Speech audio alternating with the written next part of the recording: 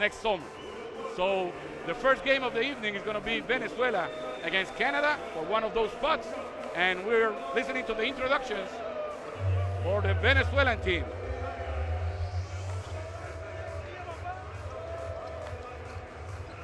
Venezuela with a great showing in this tournament, earning the fourth and final spot in the semifinals. They will be facing the team that, after losing to Argentina in the opener, became the most dominant team in the whole tournament. I'm referring to Canada. Venezuela coached by Nestor Garcia, Canada by Jay Triano, and this is the introduction of their team. 9 players with NBA contracts on this Canada team. 3 players playing at a very high level in Europe. But it's not only about where they play, it's the way that they have come together at this tournament. As I said, after that first loss to Argentina by 7 points, from then on, they have been blowing out the competition. So they are the favorites in this game, but never count out the Venezuelans. And we're going to get ready for the national anthems of both countries, starting with the Venezuelans with the national anthem. El himno nacional de Venezuela.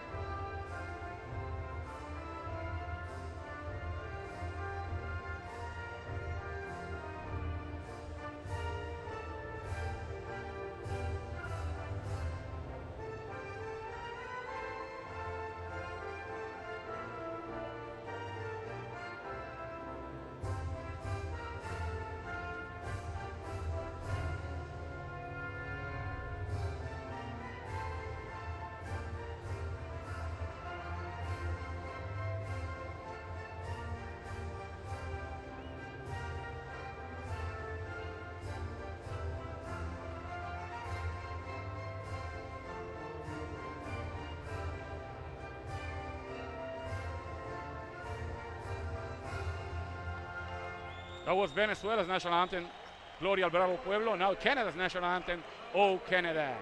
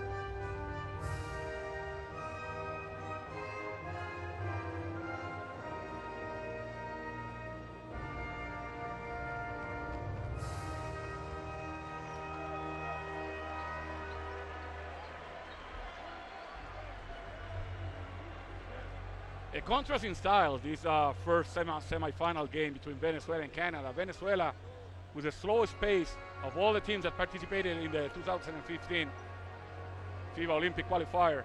Canada with the fastest. So something has to give in this game tonight.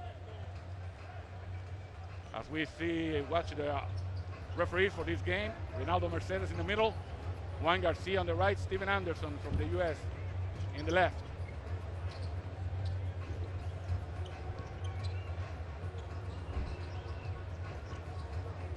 As we said before, Canada coming into this game with the fastest pace in the tournament. Also the best net efficiency and the best offensive efficiency of the tournament. For Venezuela, this is the roster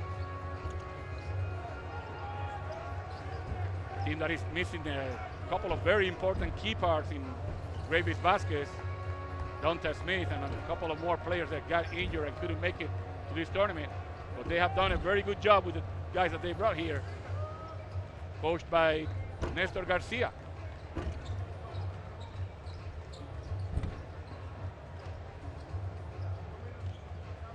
And this will be their starting five: Gregory Vargas and his brother Jose, playing at the point guard and small forward position.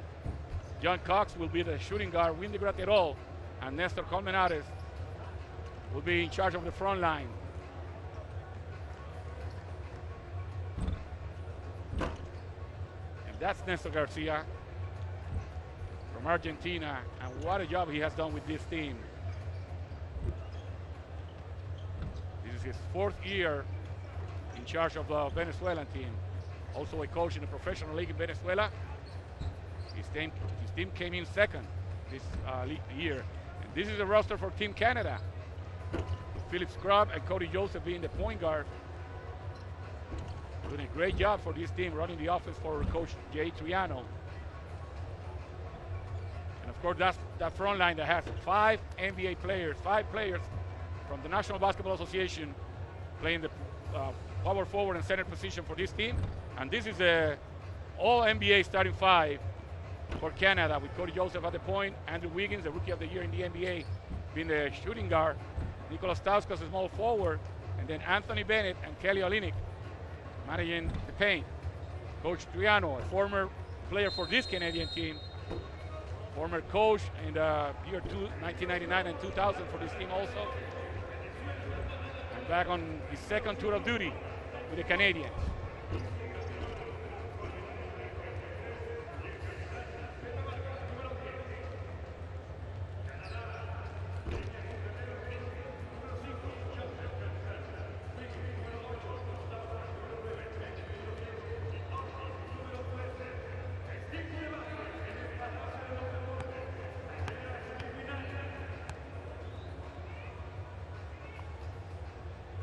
So this is it.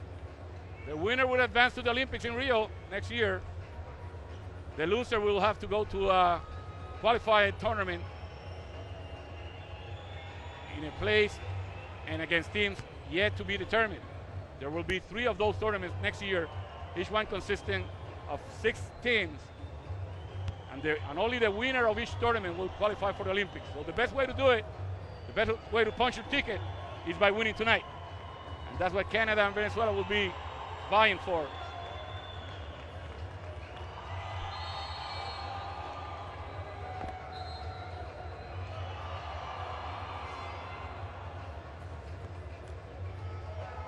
As we watch JJ, the official FIBA mascot, in the middle.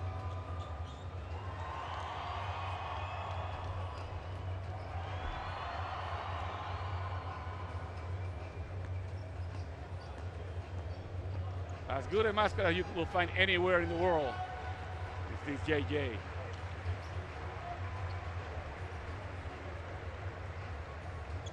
So we're almost ready to start this first semifinal.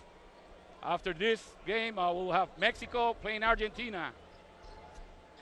And we have the privilege of being joined by our partner, Alvaro Martin. Thank you very much. Decision day Friday here in Mexico City. Everybody's extremely excited. The Venezuelans in a semifinal looking to emulate what they call the Heroes of Portland back in 1992, a team that ended up 2nd in that tournament. Remember, that's the one tournament, the first one played by the Dream Team. As the Canadians now win the tip and the game starts. And for the Canadians, Carlos, this is a culmination of their mission. Just getting that one of 2 spots in the Olympic Games, as Andrew Wiggins misses, and Bennett struggles for a rebound, and he's stripped by the Venezuelans. It comes off their hands, though. It'll go back to Canada with 12 seconds to shoot. Nestor Garcia has been trying to get Venezuela only its 2nd Olympic berth, and the first one in 24 years. The Canadians have waited long as well. It's been 16 years as Andrew Wiggins scores the first points of the game. He's going to the low post, taking advantage of his height against the guy who was guarding him. how things change. Venezuela leads this series 7-6 in hemispheric play only, including the early tournaments of the Americas. Canada winning the latest, of course, in the first round by 20, 82-62. Vargas, the captain, misses, rebounded by Corey Joseph. Now this is also, Carlos, a tremendous contrast of styles. You've mentioned already that Canadians like to run. It's an up-tempo game. That's the one they feel most comfortable, and that's the one that gives them an advantage. As an up and under by Olynyk draws the foul from Windy Graterol. But for Venezuela, it's the other way around. It's slow. It's actually the slowest pace of the entire tournament, in quite a contrast.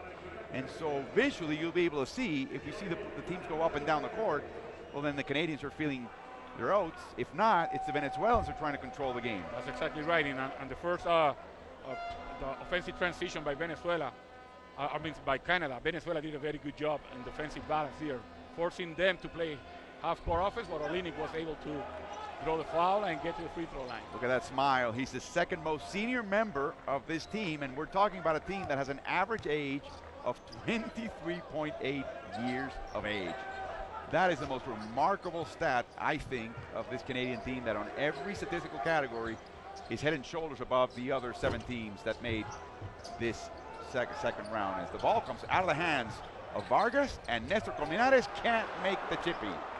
Venezuela 0 for 3 so far. That's not a very good way to start a game against an explosive team like Canada. Bennett misses, and the rebound comes off the hands of Olynyk. Carlos, the other contrast here is between one of the tallest teams in the tournament and Nestor Che Garcia's Vinotinto from Venezuela, who happens to be one of the shortest teams in the tournament. And that's the particular challenge of the Venezuelans. Especially trying to dominate the boards against a team that has been doing that to everybody, every opposition. Venezuela has been pretty good on the boards, as we see Graterol making the three. Now that's not typically what he does, but they've been trying. This is an interesting part, and I wanted to ask you about this, Carlos. Venezuela, of the 4 teams in the semis, Olynyk makes the three. Now all the big men are getting into this three-point game. Venezuela takes the most three-point shots as a proportion of their overall offense than any of the other 3 teams in the semis, and yet they have by far the lowest shooting percentage, Canada having the best. Well, I'm going to tell you why. They take those three-point shots at the end of long possessions with 3 or 4 seconds on the shot clock usually. Nice runner by Graterol off the pass by Gregory Vargas. So there's a lot of pressure on them to make those shots. While Canada, they play that freelance style where they're shooting the first 10 seconds of the possession, knowing that they have a great advantage on the boards also if they miss. Nice scouting. There's a foul, though, before on Joseph. But, Carlos, we've seen Corey Joseph time and time again be more comfortable as a right-handed driver, finishing with his left. The Venezuelans forced him right. That's exactly right. Yeah. That tells you a little bit of why Venezuela is where they are. Tremendous preparation for a team that really doesn't have an outstanding star. They play very well as a unit, very cohesive. As we have a substitution back again in action after a twisted ankle is Javinher Vargas, this young 25-year-old. What a story in this tournament.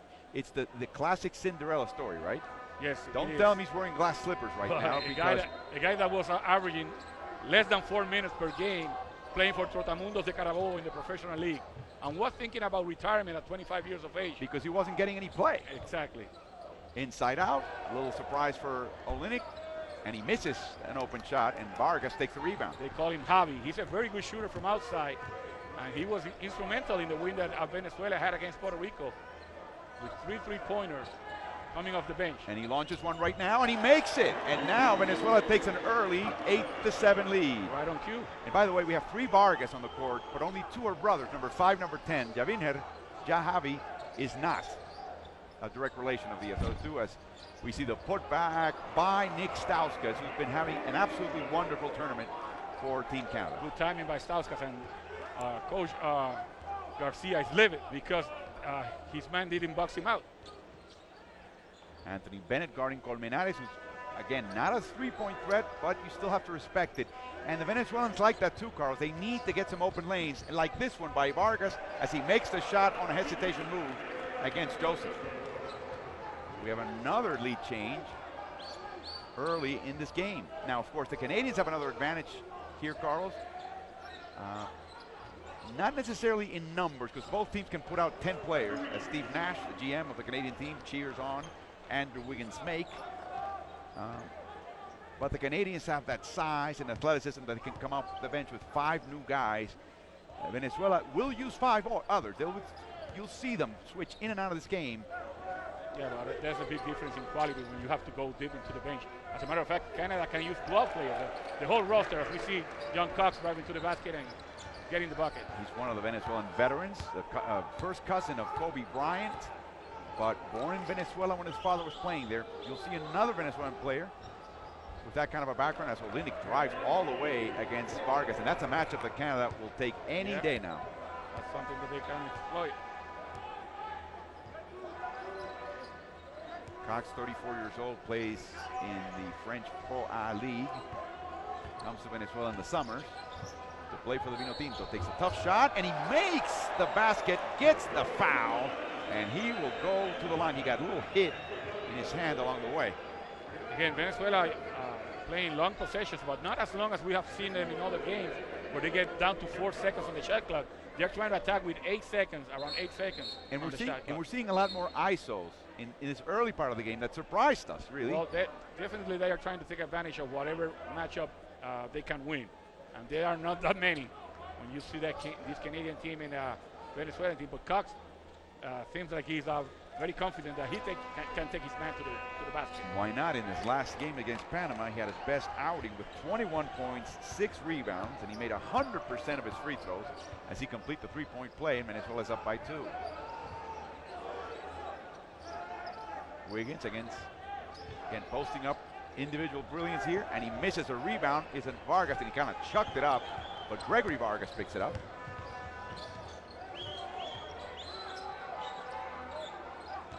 Oh, Javinger just lost the handle. Here comes a 2-on-1.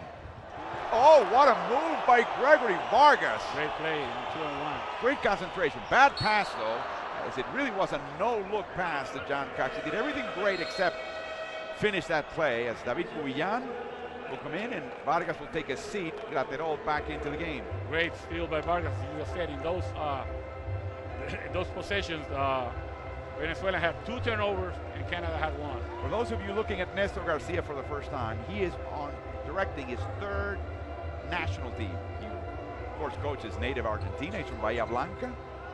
And then he coached the Uruguayan national team, and now he's in Venezuela doing wonders. We see a little shuffle of feet, and head referee Reynaldo Mercedes does the arm roll. Well, he thought that he was pushed by Graterol, and that's the reason why he traveled. He did lose the ball for a moment. Horns for Venezuela. Stauskas going right behind the screen. A lot of dribble for Cox. Yeah, that's the matchup that I was talking to you about, that he feels that he's very comfortable attacking Stauskas. And he comes up a little with a little limp, little ankle hurt, as we see Cubillan commit the foul before the shot. And even though Cox missed that shot, they have a point. That's another scouting report by coach, a good scouting report by Coach Garcia and his assistants. Maybe the less efficient defensive player in the perimeter that Canada has is Stauskas, because he cannot, or he's not willing to slide his feet as quickly as he takes to stop a guy driving to the basket. Well, he just slid his feet to the bench. Brady Heslip just came in for Canada, another one of those incredible shooters. This team has 43% as a team from behind the arc. I know it's a short arc, the FIBA arc, but still, as we see, Olynyk feeling it right now. Oh, yeah. He's had some great games in the tournament, and then towards the end, he got into foul trouble a couple of games ago. He wasn't needed in another game. You wonder if he's a little bit out of rhythm, but now he's showing he's back on the saddle again as Vargas just grazes the rim. Joseph going left, handing off to Wiggins, and that easy, Carl. Is that a fast break officially or not? Well, it took, what, 4 or 5 seconds? There were some 3 minutes well underneath the basket, but it sure looked like a fast break. Well, they're trying to attack as quickly as possible. They got a basket in the primary break, so it's a fast break. Tremendous. That's been their game all tournament long. The secondary break's very good. The offensive rebound, if it's not there. And they're getting much better also at the plain half court.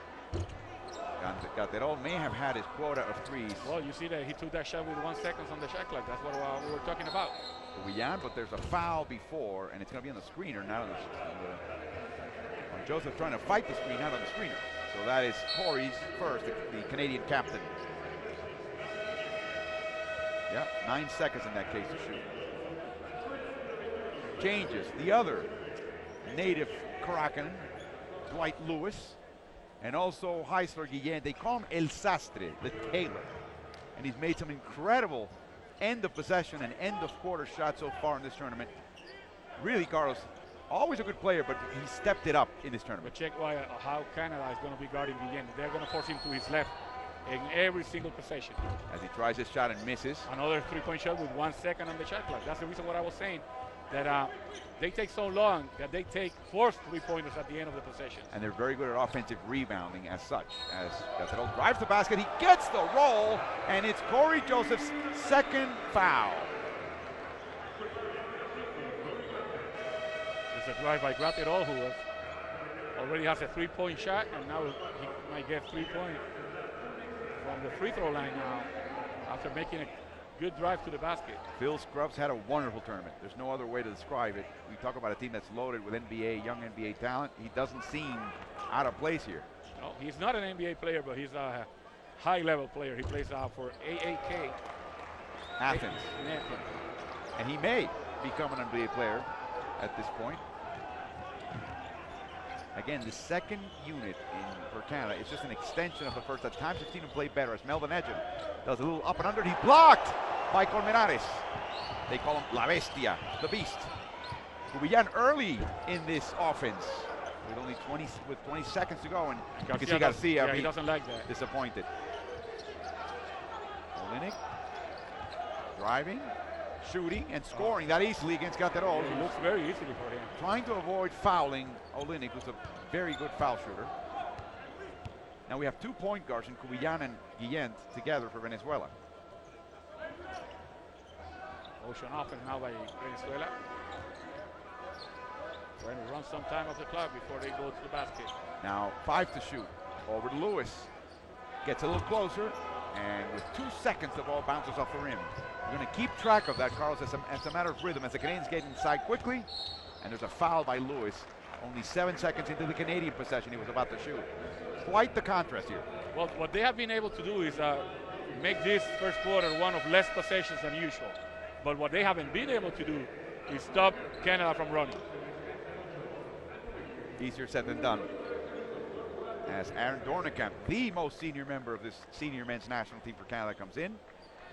Miguel Ruiz comes in for Venezuela, Carlos. Miguel Ruiz, for many, has been a revelation. They've seen him play in the Venezuelan league for many years.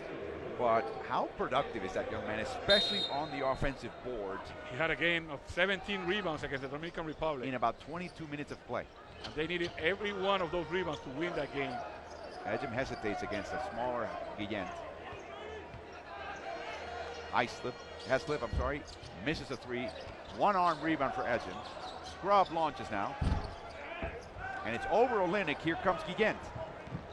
Those are open shots. Whoa. Somebody forgot about Vargas. The ball is tipped over to Lewis. Early shot by Venezuelan standards, and it goes off the rim, picked up by Dornekamp. Now Canada can play 2-for-1 if they attack the basket quickly. Edgem does, but the rebound is in the hands of Gregory Vargas. And he takes it all the way with a foul at the end by Edgem. He will go to the line with 26 seconds on the clock.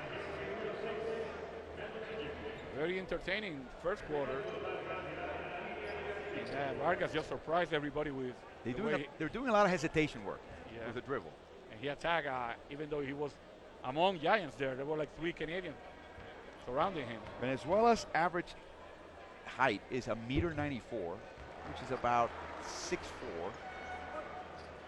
Team Canada's average height is 2'1 m. That's about 6'7". That's right. That's quite the difference. That's a big difference there. He makes the free throw, and he breaks the tie at 19. Guillen is back in. We wonder, wait, Guillen was just out, and Vargas just came in for a couple minutes. That's part of the deal here with Néstor Garcia constant shuffling. It serves two purposes. Keeps the team fresh, obviously, but also if you make a mistake, you're out. It keeps the focus, keeps you honest. Keep pressing, he will try to keep pressing them full court, the Canadians. Make them work the clock, which they typically would rather not. But in these possessions, they want to because they want to take the last shot of the quarter. Oh, Scrub lost the ball on the way, but then it changes hands and Heslip launches at the end.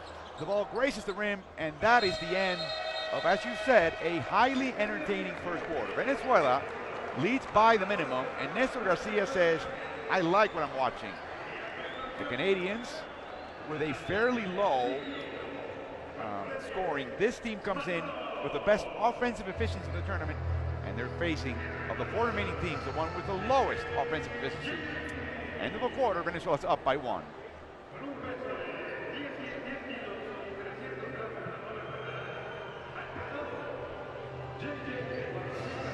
Well, the Venezuelans are shooting their usual three-point shooting percentage, but not the Canadians. Only 20% for the Canadians. That's going to improve, I can guarantee that. Olinik has been dominating the first quarter offensively for Canada. Lateral having a very good game already for Venezuela.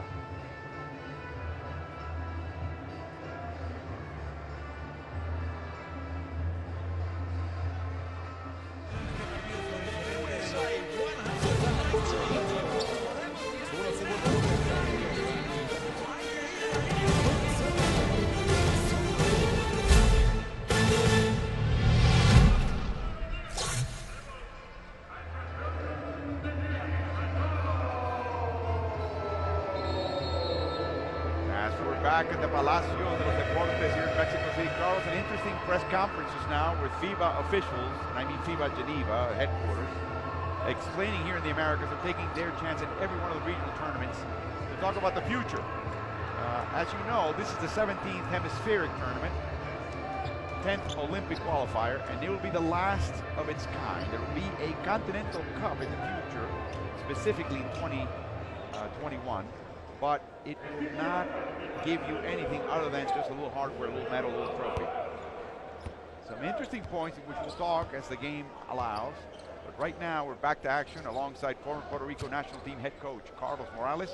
I am Alvaro Martin. Welcome back to this Final Four, the semifinals of the 2015 Olympic qualifier for the Americas.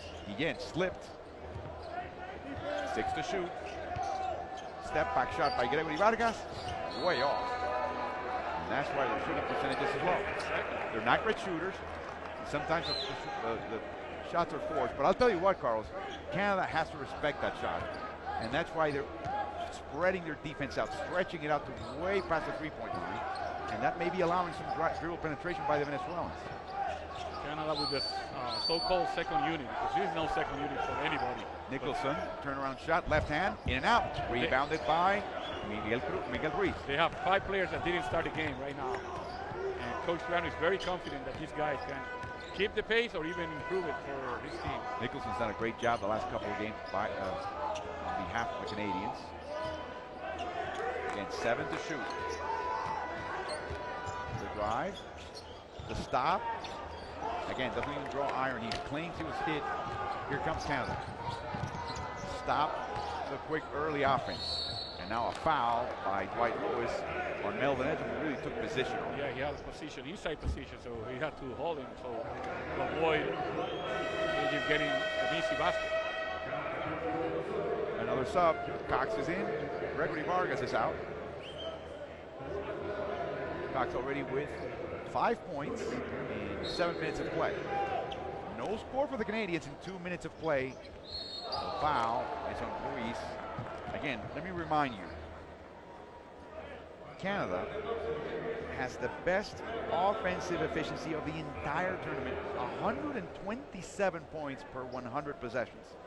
Venezuela next to last at 98, a 30-point per 100 possession difference in offensive capability.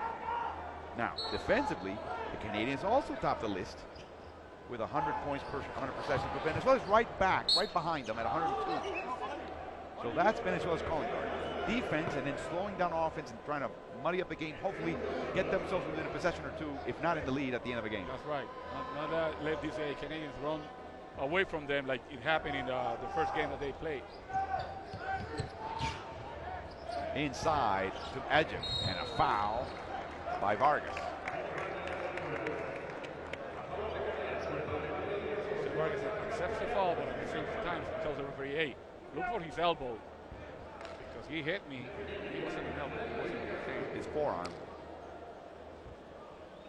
As Melvin Edgem, who signed the contract with the Orlando Magic, he will be joining Andrew Nicholson, his teammate right here. The ones they just slapped hands in the Orlando preseason camp, hoping to stay in the NBA. This young man in 2012 went to the Nigerian national team, as his parents are Nigerian, and their tryouts. He didn't stay in the tryout, never really played for Nigeria. I guess Nigeria's loss is Canada's game. That's right. Wonderful play, all around by that. And a surprising rebound. Very productive on both ends. Cox, three-point shot. Another three-pointer at the end of the possession. And then look at the offensive rebound. That's Venezuela. Every loose ball, every 50-50 ball, there's going to be at least one Venezuelan getting themselves a little dirty on the floor. Another effort, another opportunity. Offensive rebounds becoming an issue. And Vargas throws the ball off Dornicamp's chest. Aaron didn't appreciate that. He pushed Vargas first, and Vargas was going to go out of bounds. He said, well, if you don't call the push, I'm going to have to throw the ball off him. The Canadians are grabbing, listen to this, 60% of available offensive rebounds. Sorry, 60% of all rebounds, I should say. Venezuela's third, right behind them. On offensive rebounding, Canada's first with 38%. That's huge. But Venezuela's second. And they live off them. Yep.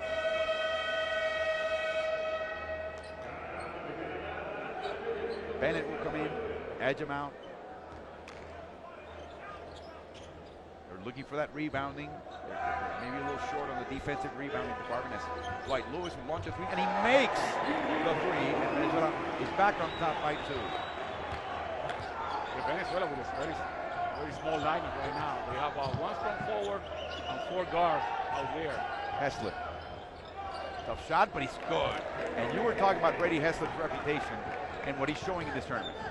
Yeah, Heslip is a great shooter, but nobody knew that he could put the ball on the floor like this. He's been driving to the basket, creating situations for himself or for his teammates. Lewis loses the handle. Here comes Scrub, but he doesn't have numbers. Let's see what Vargas does against him. Wow, the left-handed drive, last-minute right-handed switcheroo, and a nice touch off the roll. And a loose ball gets intercepted by Heslip, and he's fouled by Venezuela. And that is another element of Brady Heslip's game that is showing up here in Mexico. And we'll go back now to Cantu in the Italian league. Jose Vargas was too fast over there trying to get the ball back to the point guard, not knowing that Heslip was hanging around. The most dangerous spot to see a guard is after his team has scored, and you take the ball inbounds, and he's already 3/4 court towards you. He's aiming to steal because he can recover if he misses. The specialist that when you watch the NBA and in FIBA basketball is Paolo Pignoni. Right. He quietly stands there right by the free throw line, and if you're not watching, he'll go for the steal. That's exactly what Heslip did. What a tournament for Brady. He was invited at the last minute to join his teammates in the Pan American Games in Toronto, where Canada ended up with a silver medal. Brady has shot 45% from behind the arc. Interestingly enough, only 31% inside the arc at 75 from the free throw line. He makes 1 of 2, and now the Canadians are up by 3.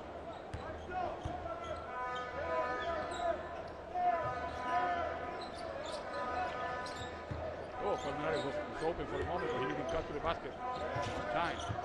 He looked to do a pocket pass, but he traveled. He yet traveled. It's unbelievable how different Guillen is when they force him to his left. They force him to go left, and then he switches his feet up to there. And again, you make a mistake if you're in Venezuela, you go to the bench. As Vargas is back in. Bennett back in for Canada. They're up by 3. 6:49 to go in the second quarter. Let's listen into Néstor García. Acá, no vaya para adentro porque él te la quiere pasar. Es pop-up, para arriba y de acá cuando vienen los atacás.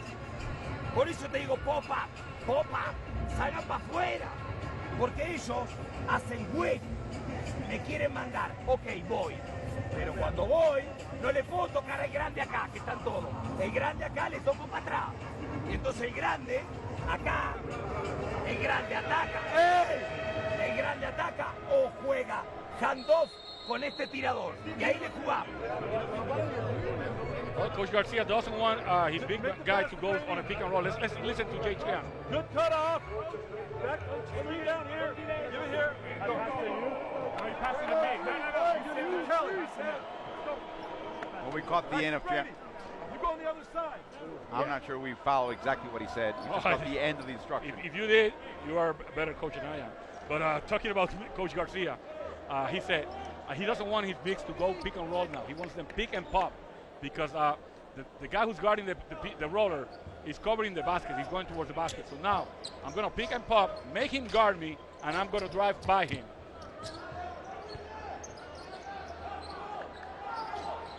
Wiggins drives against Cox, and he's short. He leads the Canadians in scoring in this tournament, averaging almost 16 points per game, 15 and a half points per game. Let's see, anybody willing to give a pick? Here comes Gatero. Here goes the pick. Oh, he rolls to the basket. And Cox is in. He rattles it in. A 1 point Canadian lead. Maybe John Cox's Spanish is not that good. No, I'm talking about the screener. It was in Spanish. The instructions was in Spanish. He needs to step back. Olenek, ISO against Windy. Driving left, just that easy for him. Supremely talented. Remember, he was a point guard through high school. And then a growth spurt made his coaches kind of put him under the rim. But he hasn't lost the touch. Matter of fact, you see him here, Carlos, very, very early on the board, practicing his dribbling. Now he pops out after the screen. And that's what he wants. Either a hand up or right to the basket. And here comes the drive by Cubillan, but blocked by a couple of Canadians, and Olenek takes a rebound.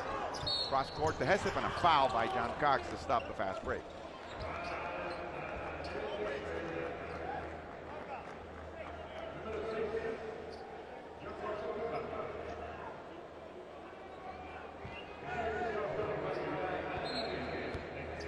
Carlos, for those who don't know Venezuelan basketball, what you're watching Venezuela play right now is not what Venezuela perhaps played about 5 or 6 years ago. Quite the opposite. I mean, and quite the opposite of what they play in the local league, where they play up and down basketball.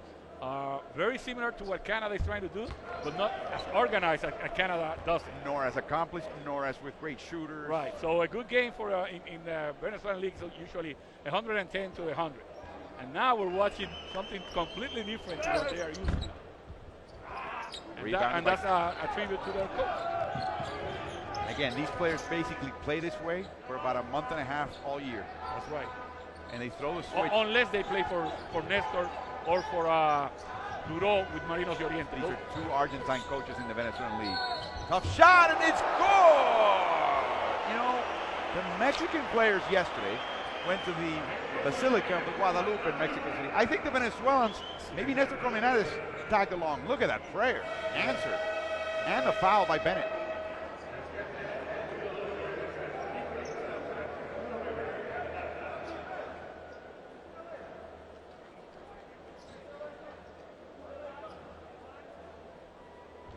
So Nestor will go to the line. Nestor has been not a revelation. There's no surprise here. But when you consider the paucity of bigs for Venezuela and the fact that a couple of them were out of this tournament. Well, Colmenares would have been coming out of the bench. If, for instance, Echenique would have been available and Dante Smith would be available, he wouldn't be even a starter for this team. Playing for. Oh, what a block shot by Carratolol there. And they fight for the ball. Again, the loose balls. The Venezuelans are not shy about them. Cross-court pass to Stalkas. Open three. That's an offensive foul. Offensive foul. It's Steve Anderson. Listen in now to watch. It is on Bennett. And that is 2 quick fouls on Bennett right now. That was away from the ball. The ball had been cross-court. Let's watch Bennett after all the scramble here. The hubbub. There's nothing there. Now they get the ball back. Oh, here we go. Ah, wow. Yeah, he went. He aimed at No need for that, I'm telling you. Willian's head. Stauskas was wide open. No way, guy was going to make 2 threes. He does. He had 2 against Puerto Rico, He went to the Basilica. and now Venezuela back in the lead by 2.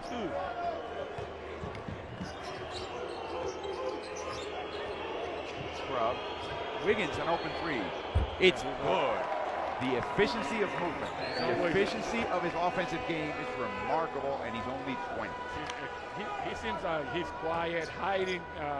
It's almost like kind of like playing 5-on-4 until the ball gets to him. He's got the perfect personality for FIBA basketball as a star, Carl. As a star. Yeah. As a capable, athletic player. Perfect fit for FIBA basketball. What a find. How lucky is Canada? Oh, tough shot at the last minute. And Bennett grabs the rebound, but it's even tapped out of his hands. Scrub, cross court. Olynyk lines up a 3. Yes. He's been doing everything for Canada so far. Now he's got 16 points. And he's not even breaking a sweat. I know, man, says Kelly, as Canada regains the lead by 1. Sorry. Yeah, regains the lead by 1. 3.5 to go. Let's listen in.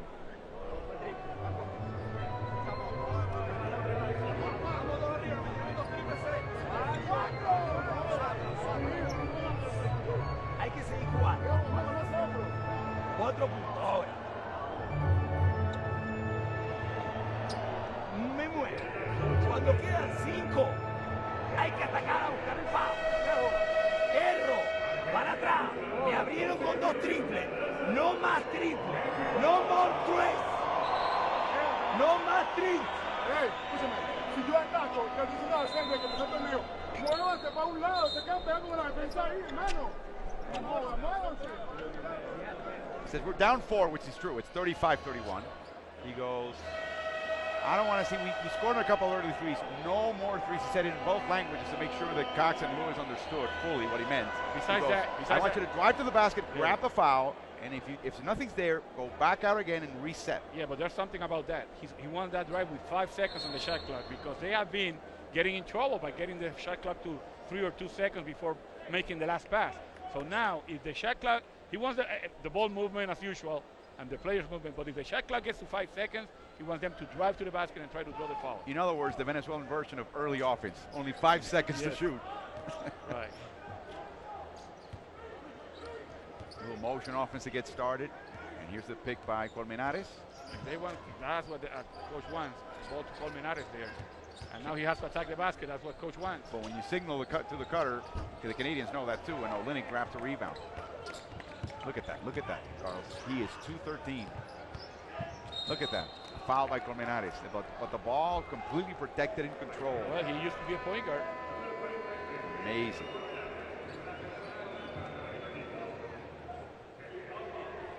Maybe Brad Stevens should come up with some point center moves with the Celtics. As Kelly will go to the line. That's another thing about this kid, or this guy already. Great coaching in college and great coaching in NBA. He played for Gonzaga and Mark Few, and then he went to the NBA and he's being coached by Stevens, who was a great college coach with Butler. West Coast Conference Player of the Year in 2013. Drafted 13th overall, but shipped that night to the Celtics by the Mavs. And he joined this team, Carlos, in 2010. Went to Turkey for the World Basketball Championships, as they were known then, now World Cup of Basketball. Against the zone, here comes the drive by Lewis, inside out, but great closeout by Scrub. Cox misses, and again another rebound for Olynyk. He's collecting them. They're going out of style. 18 points and 4 boards for him. A strip by Gatero. Nice run out by Vargas. He really beat the defensive transition by the Canadians, and you don't see that too often in Mexico City. Pressure on the ball carrier. Make Canada feel uncomfortable in the waning seconds of a possession. First pass at 14. And an effort and a strip by Graterol. Okay, they're all doing it on the defensive end now. In and out. Here comes Cox with a three. Rebounded by Olynyk. Olynyk's going to have a double-double before the end of the half. 2 minutes to go. He already has 18 points. Wiggins in and out.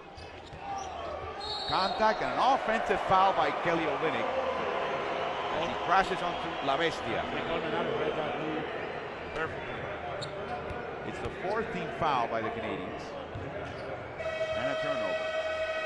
It's right there, Colmenares. In case the referee missed it, I think Garcia's explaining what happened in that play. We've talked about how quickly they shuffle players, Carlos, but the rotation today is a little tighter than usual for Venezuela. Well, yeah, they have. Because this is the only game that matters, really. Right, they have used 9 players so far. But a few for a couple of minutes, just a couple of pops on the court. No Miguel Marriaga, for example, in this game who's battled a bulging disc in his back, and his offensive game is very, very limited. Again, won't be able to go right. Don't even try it. So but he's setting up on the right of the court, which makes him go left.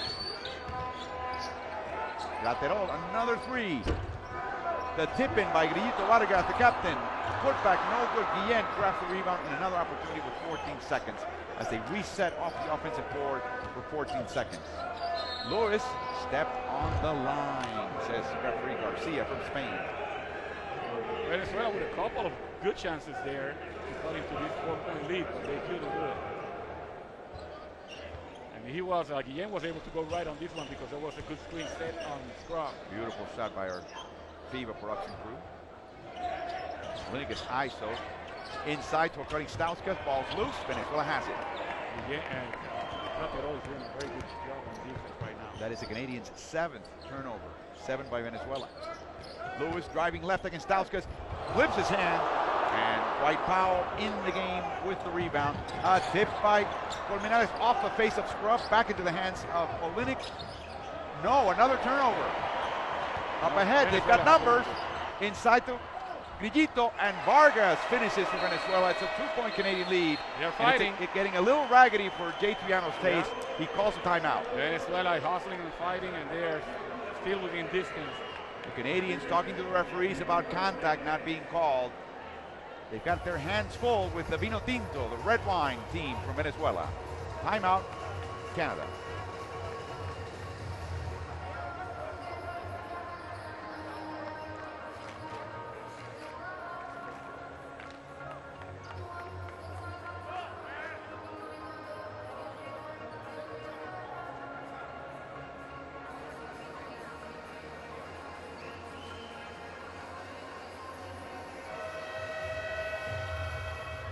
Pre-huddle with the coaches. Let's listen in to Jay Triano.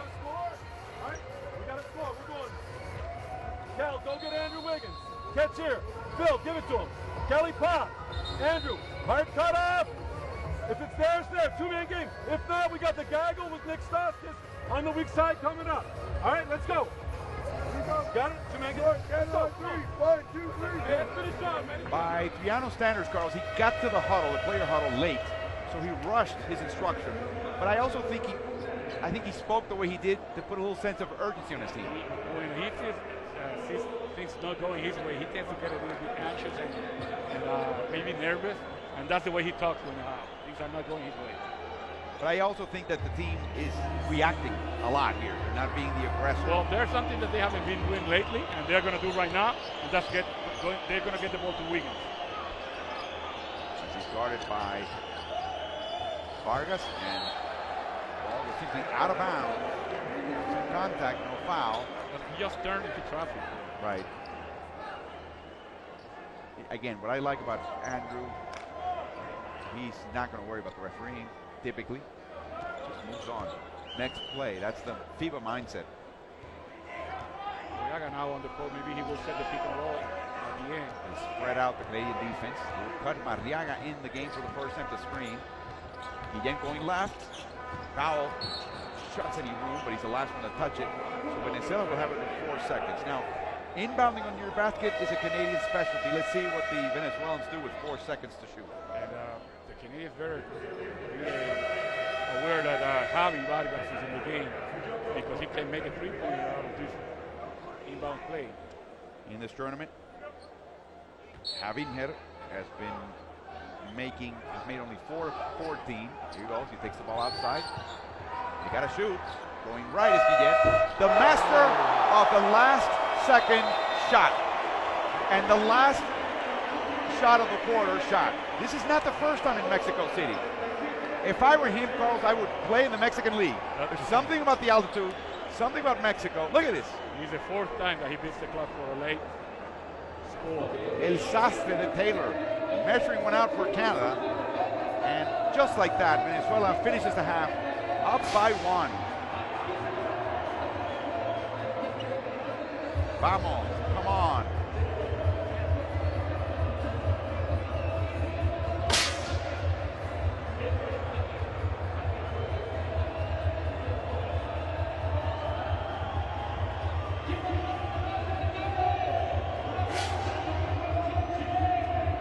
An 18-all tie, and really a very close game throughout, Carlos. I think the largest Canadian lead may have been 5 or 6 points in this game, and that's it.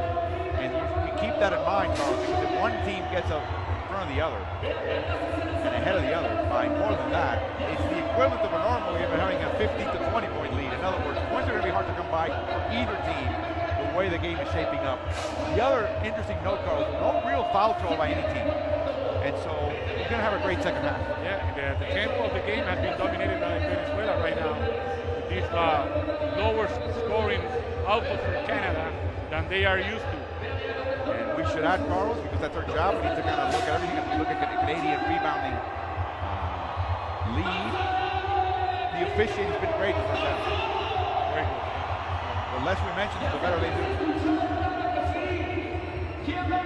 Again, turnovers by the Canadians. That's an old problem for this young team, but they seem to have solved it. But Venezuela is a team that will make those mistakes. And look at the 18 points by Kelly Olynyk.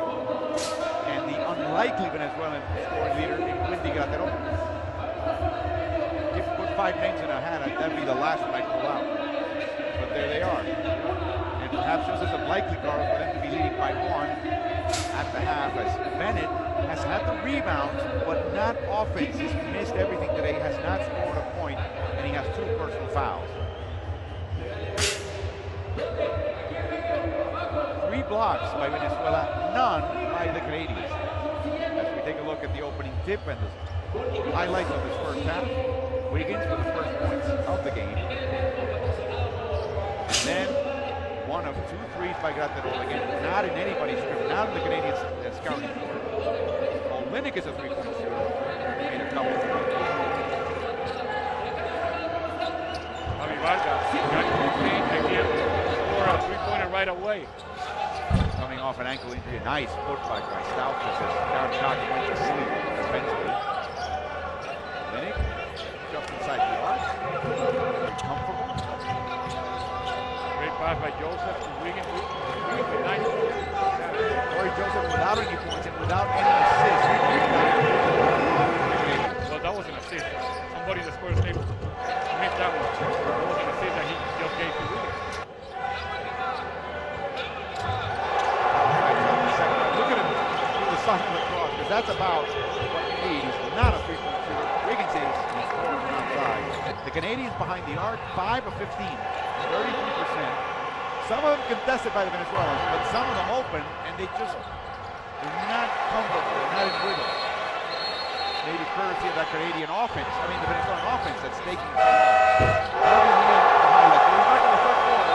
Venezuela lead the Canadians by 1 here in Mexico City.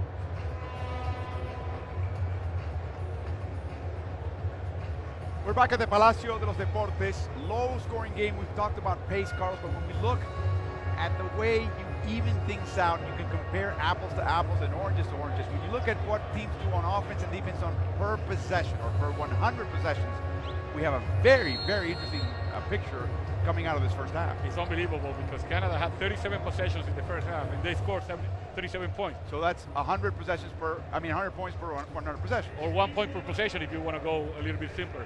And then Venezuela had 38 points in 38 possessions. The difference was that they had the last ball and Guillen hit a three-pointer, so another 100 points per 100 possessions or 1 point per possession. They're even. That's exactly Normally, right. Venezuela's offensive efficiency is in the 90s, low 90s. So they've upped their game. The Canadian offensive efficiency is 100 and almost 130. So the impact of the Venezuelan defense, and I should say, Carlos, as we see immediately a steal after the contact off the screen on Wiggins, is that sometimes it's not just necessarily the Venezuelan defense shutting down the Canadians, but their offense hanging on to the ball for a long time and getting the Canadians out of rhythm. Right. So playing defense with the ball in your hands. John Cox, three. And a tip in by Vargas. He didn't have to do that. Exactly. He could have gotten the ball with two hands and just put it in. A little anxious himself as the Venezuelans are hanging on to a 1-point lead. The same starters now for both teams. As Joseph drives and tries to get his first point of the game, he will draw the foul from Gregory Vargas. For Gregory, that's his second and the team's first. He went left on that one. Vargas at the end tried to scoop the ball away from him and committed the foul. So Corey will go to the line looking for his first points.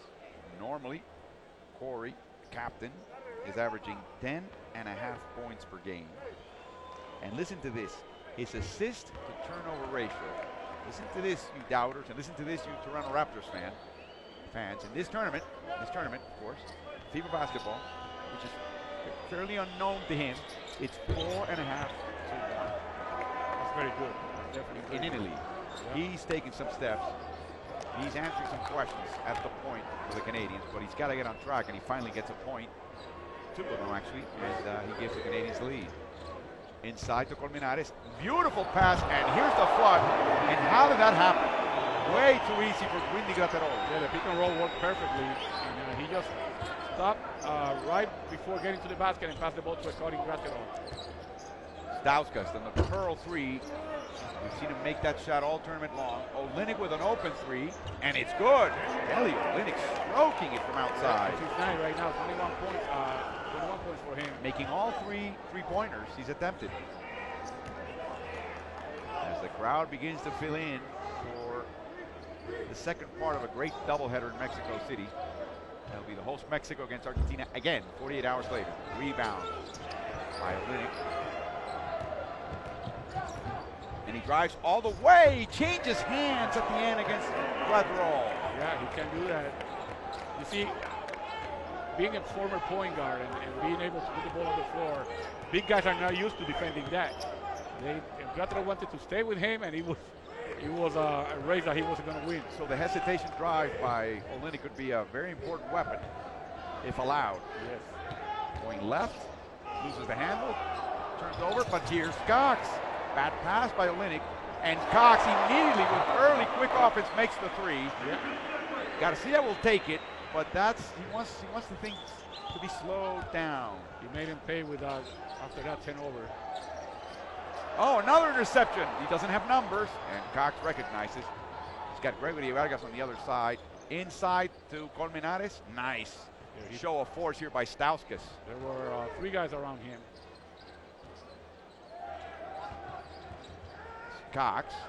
It's in. Off the dribble drive. Venezuela takes the lead back. If Graterol makes another 3, Carlos, you and I will know for sure he's made a deal with the devil. Wiggins, short. Struggle for the rebound. Vargas slams it off. Wiggins Olynyk stays in the court. Here comes Stauskas, open 3. Oh, he missed that. Rarely does that. Another shot. Misses again, his third. He's missed. Yeah. Very unusual. It is. Perhaps a sign of anxiety for the Canadians. Yeah, the longer the underdog stays close or ahead of the favorite, The more pressure you feel. that's right. Although I have to say that Jay Triano has taken every opportunity to tamp down this talk about being favored. Yeah, well, try to make out the Canadians believe that. I mean, the country or the players? The players, they know that they're Oh, the best look team at that. here. Wiggins is short. How did that happen? Short arming a layup. The players know that they are the best team here. I mean, there's no question about it. So they know that even though his coach may say whatever he wants to say, they are supposed to win this game. You know, maybe Wiggins didn't want to get the contact, but Andrew doesn't have a foul. And look at Stauskas in the background, throwing his head back after missing 3 threes. Aaron Dornicamp comes in. Brady Heslip comes in.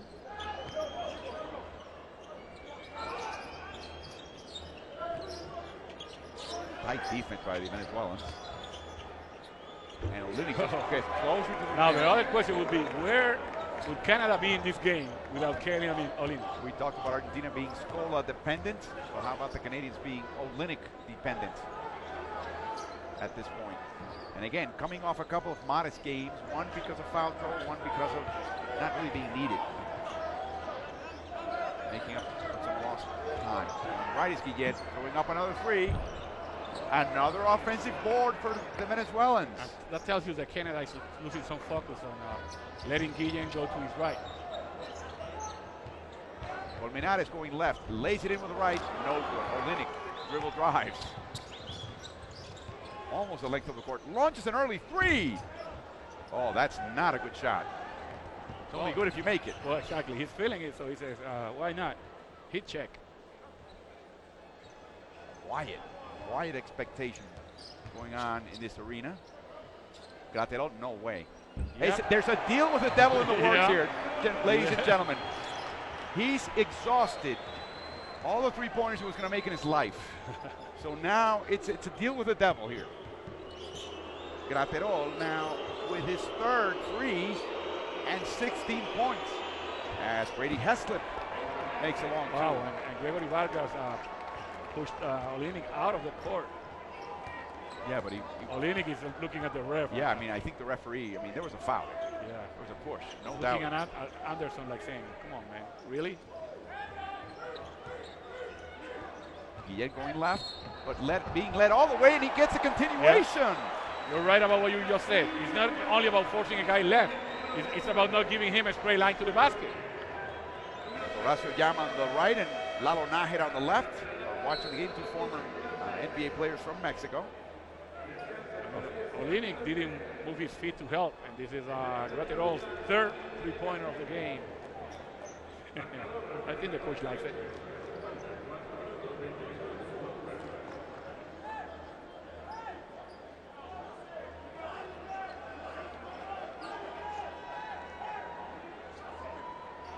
A little bit out of sorts, Canada, on the defensive end right now. Play prior to that one, they let Guillen take a pick towards his right. And then on this one, even though they forced him left, there was no help at all. Venezuela with 8 offensive rebounds.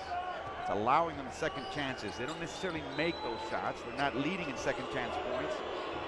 But they're really making the Canadians anxious by dominating. I'll bet you if you look at ball control, how many seconds you've had the ball in this game, the Venezuelans are outdoing the Canadians by much more than the margin. Tough shot by Joseph, and it's so tough that it becomes a foul. That is his third foul.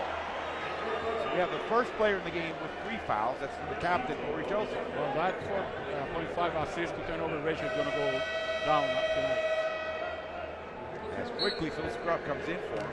He's only been credited for 1 assist. He actually has 2, but the scorer save only gave him 1. And he already has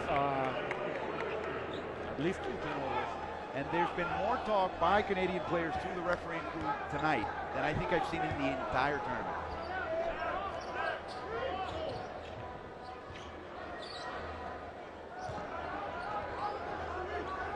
Guillen, again being driven left. Now screen to his right. He drives. Tough shot. Inside to Colmenares, and he's fouled. It's what Nestor said. 5 seconds to go. Drive. If there's nothing, you'll probably get fouled. They did this time. I don't know how he found Corminares there. See, Fouls on Edgem. this is unfamiliar territory for Canada because at this stage in other games, that's his third foul. Yes, by Edgem. Yeah, Edgem on his third foul. By this stage, they usually are ahead by 15 or 20 points, and they're opening up the game. So that's the reason why they're a little bit nervous. They're talking to the referees and all that. Corminares making the shot.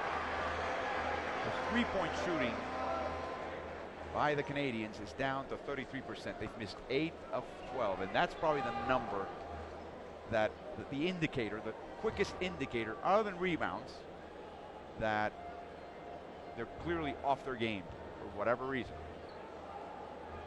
It's the canary in the coal mine. As Corminares makes the second. And the Venezuelans extend their lead. I think this is the largest lead of the game. Yes, it is. Yes, yes, it is. And the foul quickly. Let's see. It is on Miguel Ruiz. Yeah, Ruiz trying to stay with Olenek there. And Corminares quickly gives him a tongue lashing. Unnecessary foul. That's a third by Venezuela. Graterol, no, it's going to be Grillito Vargas. Grillito, Carlos, that's a diminutive. Grillo is cricket. Grillito is little cricket. Right. Where does that nickname come from? Well, there was a player with his, from the Dominican Republic. It's exactly his name. And did you say a baseball player? What do you mean? As Guillen drives left. And the floater by Grillito, and he misses. Well, Jose Grillo Vargas, a basketball player that used to play for the Dominican Republic, used to play in Venezuela. And then when he came as a rookie, Heslip with a three. Beautiful. When early offense. Jose Vargas came into the league as a rookie in the Venezuelan league. Jose Grillo Vargas was getting out. He was a veteran. So they call him Grillito. Little cricket. Yeah. As Lewis misses the shot. Edgin. Inside out. Heslip again. All alone. Come on. Oh. Misses. Put back by Edgem. And that's Canadian basketball right now. And that is why Nelson Garcia is going to call a timeout. He's disgusted with his team. He wanted a foul on the three-point shooter. Foul on the fast break. Foul before they get a shot. Venezuela has been husbanding their fouls, and he wants them to use them now as the game is tied at 53.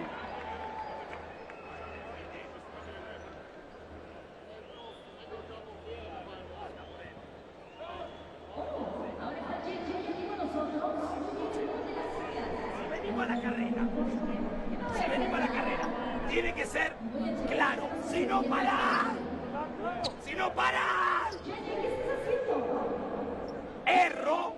erro, bajo, tómalo el de los balón y lo conto con FAO. Hesley me va a abrir el juego. No. Cuando vayamos en la transición, en defensiva, uno que se quede con él.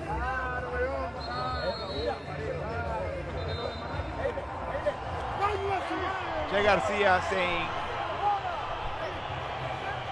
the only way I'm going to take an early shot is if I'm near the rim and I know I'm going to score. Otherwise, bring it out, play our game. Right. And then there's no reason why we can have Heslip break this game open for Canada. No way we're going to let that happen.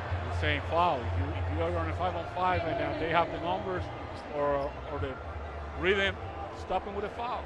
For those of you who may speak Spanish, Che Garcia is from Argentina, and you know that lilt. But like Ruben Magnato in Brazil, he's beginning to pick up the local accent that the Venezuelans have. It's just a joy to listen. The aspirated S's and some of the expressions that these kids can relate to. Motion often, Yen driven left. Again being driven left smartly by Edge. He's got to shoot with 3 seconds. He draws iron, Great but the rebound is in the hands of Aaron Dornicamp. Great defense by Canada there. Inside to Edgem. And the ball is handled by Gregory Vargas with his foot on the line. A lot of contact on that shot by Edgem. So 14 seconds on the shot clock now for Canada to try to take back the lead.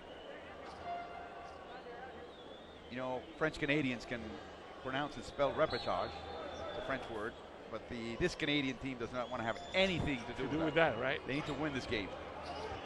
Only the winners of tonight's 2 games go Oh, directly good to Rio. defense by Graterol, but they say he fouled him. He did. So far, the whistle has been lenient. I think they've allowed a little bit more contact. It's Rowan Barrett on the right of your screen, and Steve Nash, assistant GM and GM of the Canadian team, are watching nervously. He stayed in front of Olinik. He just tipped his forearm at the end. Olinik making it a free throw. One-man offense here. Olinik coming into this game, shooting 75% from the free throw line. And tonight, Kelly has made all 5 free throws. Jinx him. He's got 26 points already. And Canada takes back the lead by 1.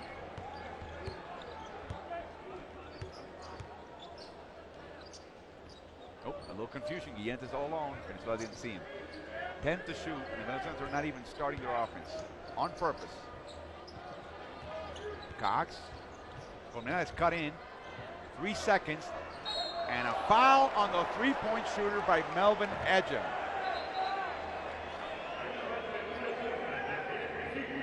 Three shots. Wow. Talk about a bad foul, and he committed the foul, even though he's arguing about it. He just committed the foul. See, that's when players tend to miss or lose a little bit of Focus. Yeah, and credibility with the referees, because that was a clear foul. Why do you argue that one? Yeah, save your bullets. Don't cry wolf. Graterol coming into this game tonight, a 57% free throw shooter. Not known as a three-point shooter. I mean, we talked about the 3 he's made and the deal with the devil. I'm not kidding you. In the Venezuelan League, he did not make a three-pointer in 47 games under coach Nestor Garcia. He's got 3 tonight.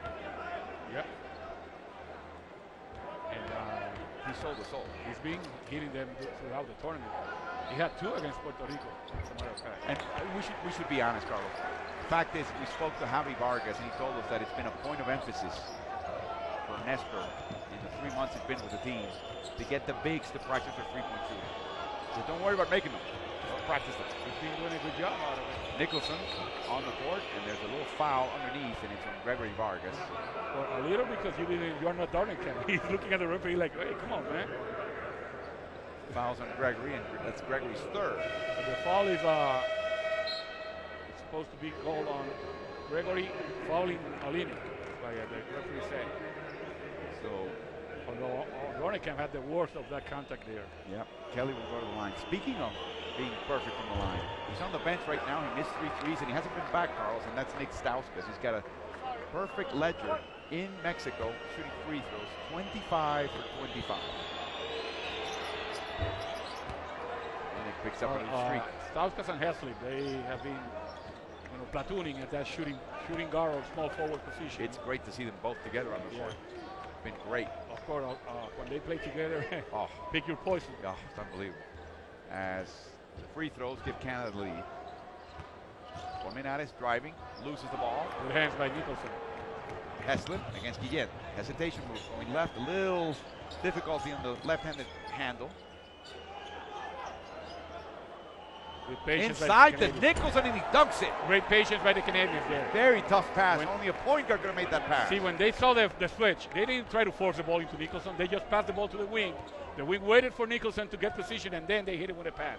Learning how to play half-court basketball here with new teammates in FIBA basketball against a team you don't know very well.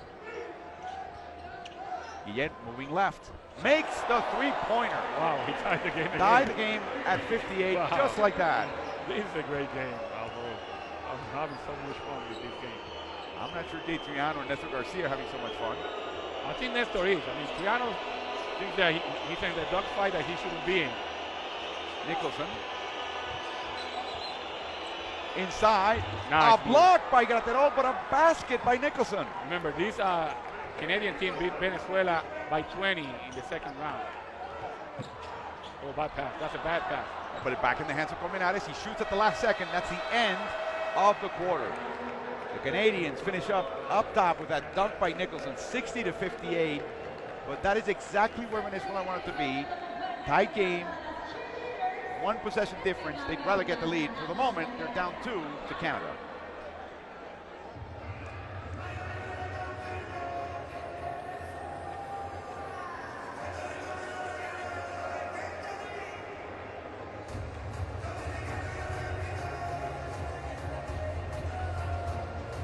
the higher scoring third quarters overall for both teams.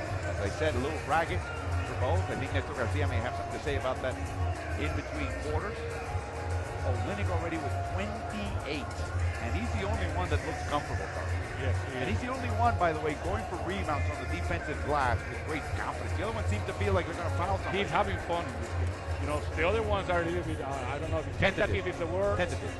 But they are. I mean, you look at them, they don't look as happy as they have looked in the game before this. It's like a struggle for them, even though right now they're ahead by 2 points. And I think that the coach also is getting a little bit nervous. Olynyk is playing like he's playing in the playground near his home. Canada is winning the battle of the bench. Bench points +4. Second chance points. The Canadians are up +6. Points from fast break. The Canadians are up +6. They're even in points in the paint. It's the shooting percentages, Carlos.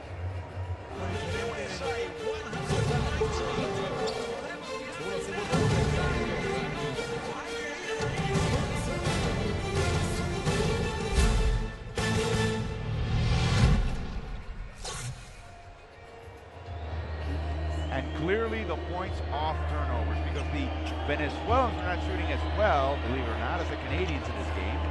Topping them on free throws, making 10 as opposed to Canadians making 13. They're even in terms of three-point shooting percentage, but their leading team was made 3 more than the Canadians, and that's surprising. That's really surprising, I would think. Coach Nestor Garcia was the PA announcer to address the whistle and the crowd, which is confusing his team.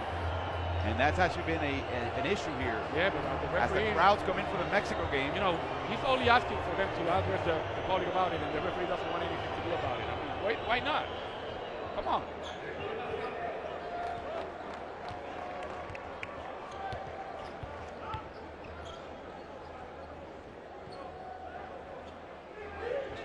Menares with a high pick for Cox. Uses the screen, but misses the shot, and Olynyk gets himself another one. And he's going to bring the ball down court. Why not? Because of that, yeah. 3-on-1.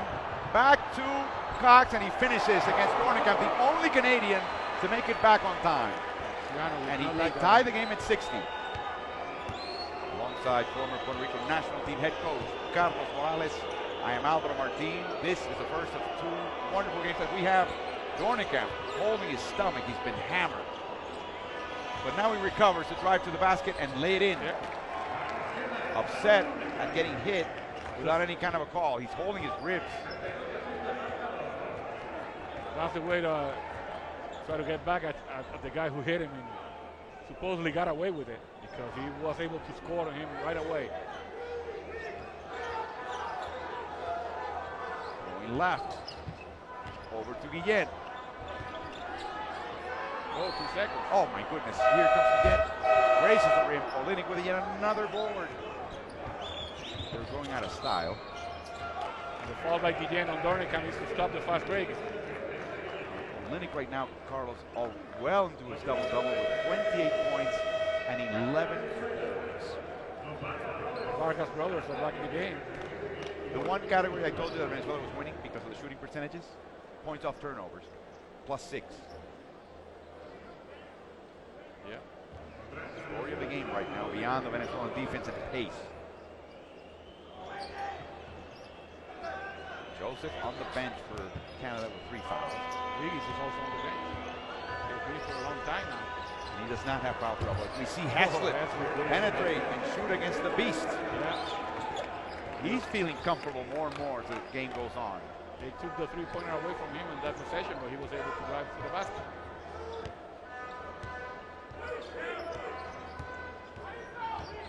Screen by Colmenares. Got that all with a drive. Everybody's bunched up, and he makes the basket. The runner. The floater. Cuts down the Canadian lead back to 2. Pressure off the inbound. Yeah, man-to-man full court pressure by the Venezuelans. Little dummy press. Yeah, they go back into the half-court defense. Jose Vargas knows that scrub is too quick for him to stay with him one-on-one there. Foul by Colmenares on Olynyk. That's his second. Wiggins does not have a foul, as Joseph will come back in the game. Do you sense that he's playing out of control? Nope, not at all. Doesn't seem to be injured. More shuffling by the Venezuelans. Here comes Miguel Ruiz. Colmenares will take a well-deserved rest. Colmenares with 5 points and 3 boards. He's telling his coach, I only have 2 fouls. There are 8 minutes to go in the game. I'm rested. I'm not tired. No, come on, have a seat. It's not like going for the gold tomorrow doesn't mean anything, Carlos, but just getting to the Olympics is it. That's the business end of this tournament. Yeah, that's why I opened this broadcast saying that this is the most important day of FIBA 2015 Olympic qualifier. Oh. A miss by Hessler.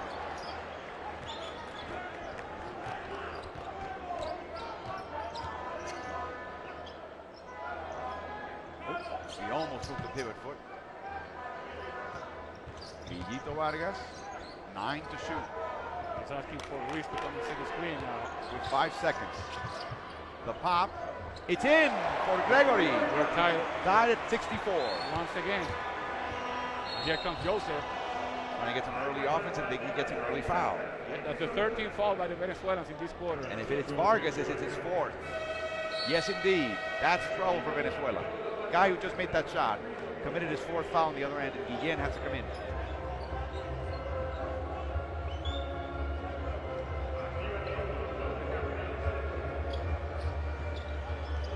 Gregory will be playing for Maccabi Haifa in the Super League, in the Winter League in Israel. Nice screen by Nicholson, and Corey Joseph can't take advantage of it. The ball goes out of bounds. It belongs to the Canadians. 14 seconds to shoot. We've talked about it before. We'll do it again, Carlos. The 14-second offense.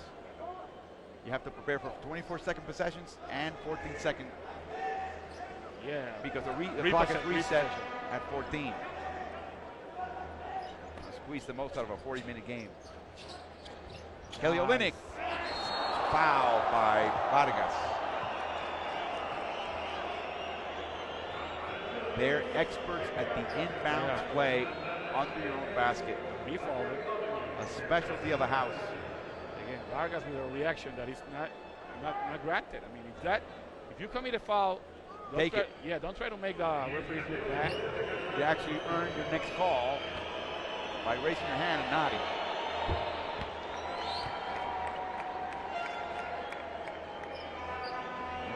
Continues. He's a machine today. He does have 5 turnovers and has 1 assist. 30 points now and 11 boards. And Wiggins back in the game with 6:49 to go. Dornicamp will take a seat. Dornicamp gave Canada some good minutes. That he did. A shot to the ribs too. He can finally address that. He's been grimacing since he took that shot. Screen by Vargas.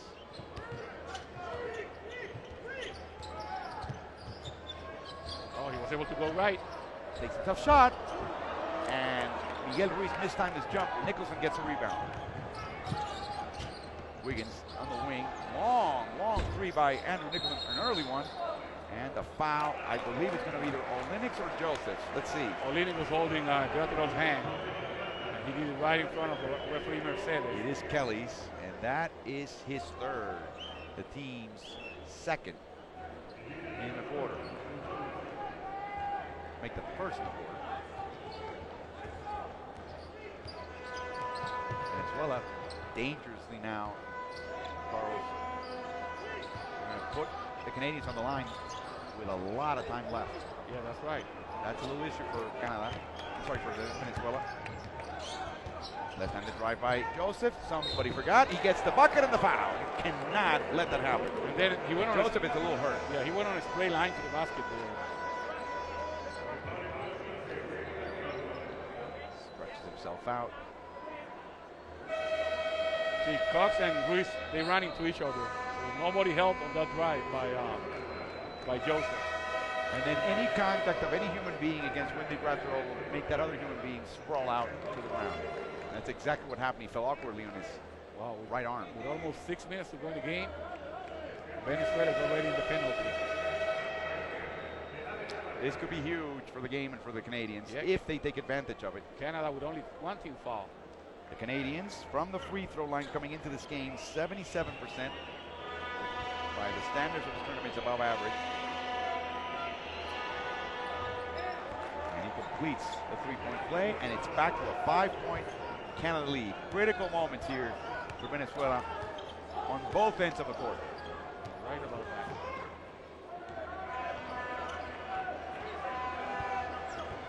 Again, back to Vargas, launches a three over Olenek. Rebounded by Wiggins. And he's stripped by Grillito. Inside to Bestia Colmenares, blocking a foul by Wiggins. Even when Wiggins fouls, there's an economy of movement, Carlos. Yes, that's right. But he looked a lot like he had a lot of ball there. Let's see. Well, he got his arm too. And again, look at his reaction after the call. He's disappointed, but he won't make many of it. He won't make any of it. That's a sign of a. Even veterans in this FIBA game don't fully understand and have incorporated that into their arsenal. This young kid has it already. Yeah, that's it's part his of demeanor. Demeanor already. His demeanor. Yeah. Colmenares. So he reacts like a veteran should. Yes. Even though he's only 20 years old. And is he going to get calls? You tell me. Between his skill and that attitude, he's going to get a lot of FIBA calls. Canadians want him to get 15 years worth. Of course. And baskets. Colmenares misses both. There's a foul, and it is on. No, somebody got Nicholson. the line? Yeah, Nicholson got in there earlier than he was supposed to. So another opportunity for Colmenares, maybe to miss another one. He has only missed 1 of 4 in this game. Bestia plays for Cocodrilos de Caracas, the Caracas Crocodiles.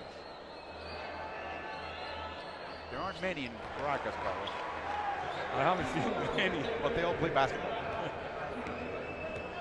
It's a 4-point Canadian lead.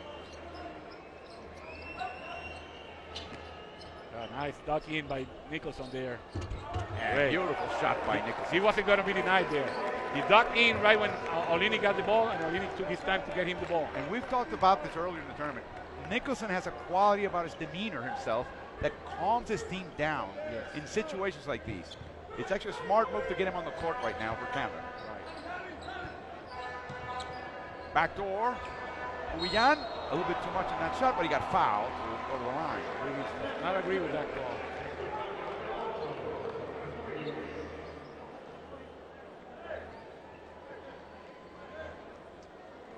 He thinks he missed.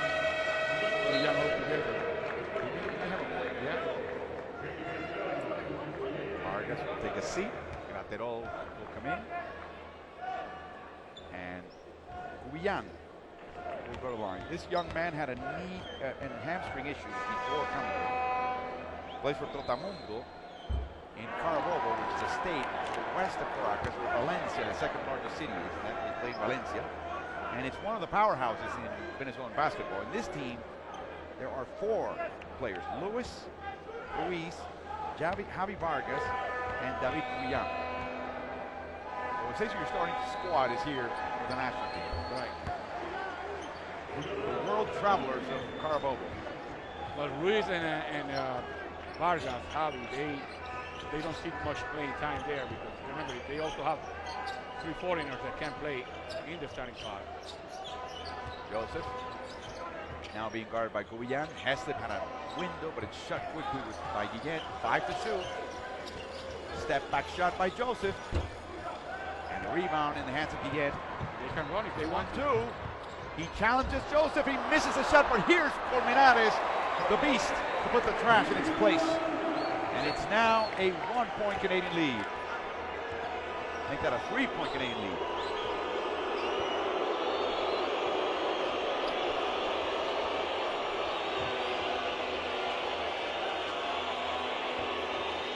Nicholson. Blocked and fouled, and he still makes the basket. Yeah, Colmenares tried to gamble there, trying to get the ball away from him, and that took him out of position. The best thing that you can do against a very good player in the post is try to stay between him and the basket. When he went for the steal, he gave the inside position to Nicholson. And that smile, that clap of the hands, Carlos, is about as much emotion as you get from Andrew Nicholson. That's right. He has now scored 8, and he's got 2 rebounds in a little bit under 11 minutes of play. 5-point Canadian lead. in the last 4 minutes of the game. What a game it has been. Well, the definition of clutch, right? Yep. Last 5 minutes of the game in overtime within 5 points. In Venezuela, they call that La Chiquita, the tight one. No way to pass there, and the ball was out of bounds, but deflected by Canada. 5 seconds to shoot for Venezuela.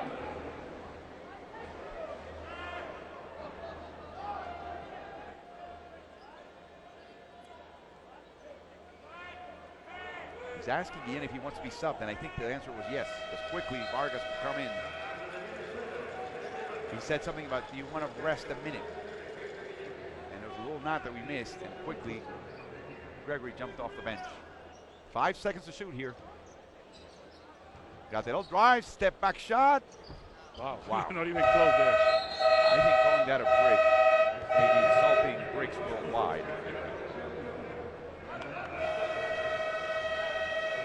The sharpshooter back in the game, Hesley. He's got 10 points for Canada. And Venezuela's sharpshooter coming back in the game, Cox. John Cox, far. John has 14 points, 1 rebound, 2 assists, a steal. Not known for his defensive prowess. He's been lost a couple of times in this game, but not as often as usual. He's locked in today, as is everybody who's playing right now on the court.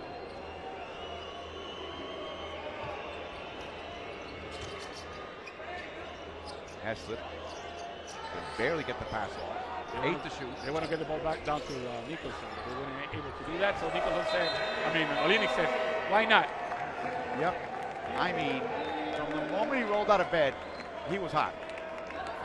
And he just forced it on. 32 now, and 12, by the way, for number 13. This play is all about trying to get the ball to Nicholson down low, but everybody's trying to force somebody else to take the shot. Look at his right leg. It kicks forward when he shoots. It doesn't matter. It goes in. Don't change a thing.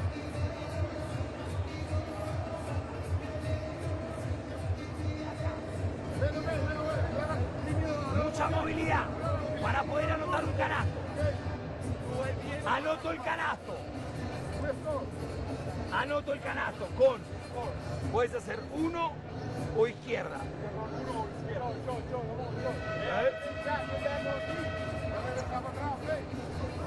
Anoto. Nos trepamos. Son 3 minutos para ir a los Juegos Olímpicos.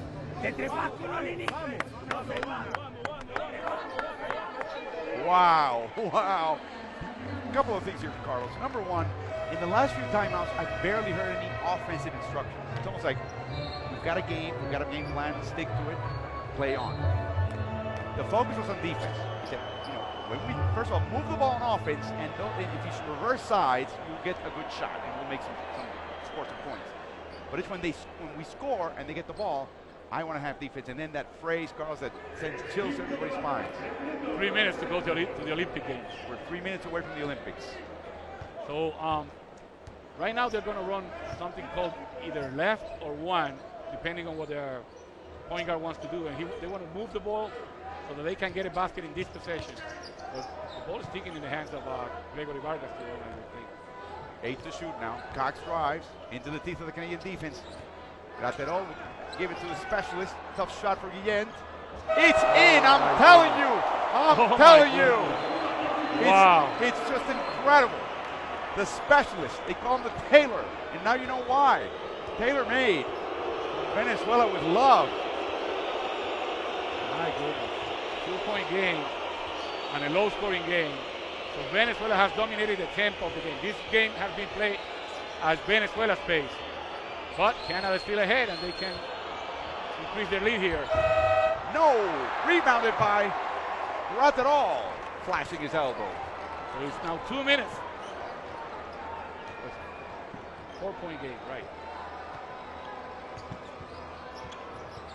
He's going left, and he's fouled by Wiggins. That's the 4th team foul by Canada. And that's Andrew's 3rd.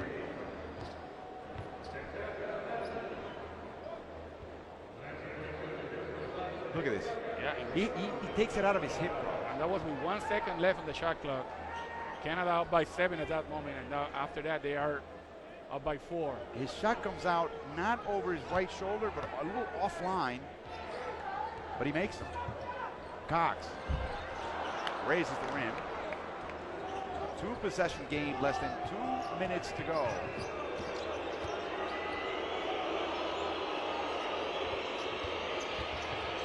Scrub loses the handle, and the ball goes out of bounds. Last touched by Venezuela. Yep. Brady Heslop in the game. There's now that two-point guard. They had the 2-point guard. Right. It ends now with Scrub taking a seat. You see, what Jay Triano wants to do now is to have Heslop outside so that they won't be able to have that motion on those passes inside or that dribble penetration by Wiggins. 10 seconds to shoot. Wiggins, no good. Rebounded by Colmenares. You know, I don't remember seeing a team up by 4 so frustrated as the Canadians. Yes, so tight. They're up. Going left, hesitating. Inside to Colmenares for the easy layup, but he misses it. Graterol. Cox, open shot. Guillen resets now. Bang! 1-point game. You know, look at Nestor Garcia. He's being told by referee Garcia from saying to keep it quiet. As we have a slip in midcourt by Olynyk. The ball's loose and a foul. It belongs to Venezuela. Olynyk held out somebody's leg. And Jay Triano's been complaining about slippage in the decals. Yeah. Just looks away like not now, not another one. Well, you know what? That was Canada's 15th foul. So Guillen to the free throw line with a chance to give Venezuela the lead with 1 minute to go. Rowan Barrett to the right of your screen, former teammate in the national team with Steve Nash. Look at that. Look at the bench. 30 million Venezuelans are beside themselves right now. Venezuela considered to be a baseball country, but trust us from personal experience, Carlos, you and I know that they are crazy about their basketball. And they're incredibly passionate. Very passionate. Yeah, and crazy about their basketball. And I can tell you right now, with eyes closed, the country is hopping happily as the game is tied and Guillen has a chance to put their team in the lead with just over a minute to go. And now the Mexicans are rooting for Venezuela. Do you blame them? Timeout, Triano. 1 minute to go. 61 seconds to go. We have the Heroes from Portland in 92. Garcia wants to make heroes here in Mexico City.